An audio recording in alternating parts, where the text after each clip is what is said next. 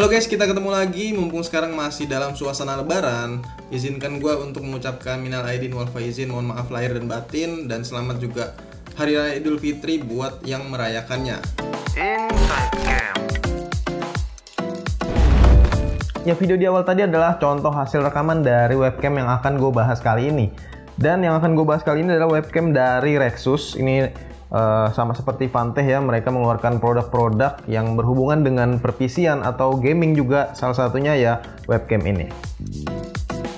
Rexus Alpha 2, dari boxnya aja udah kelihatan jelas tipe produknya ya, dan juga tampilan webcamnya.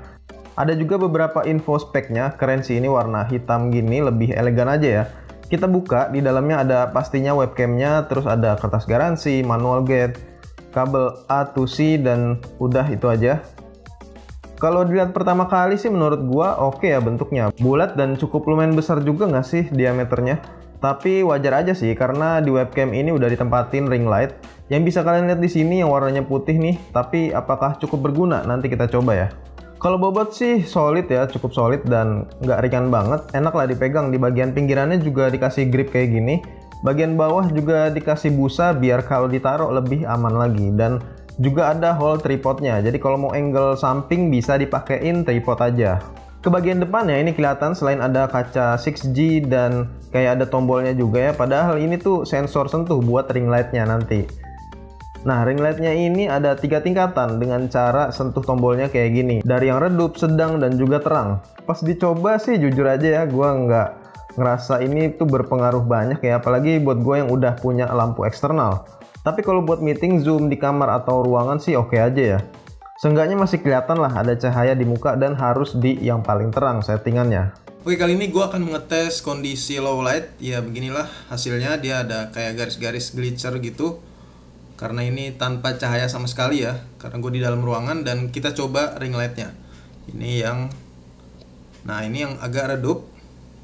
Kita ke normal.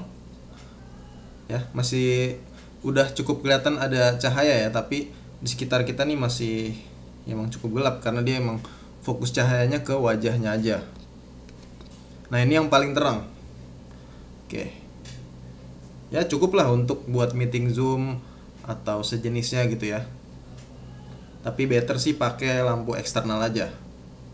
Ya mungkin seperti inilah hasil dari perekaman webcam Rexus Alpha 2.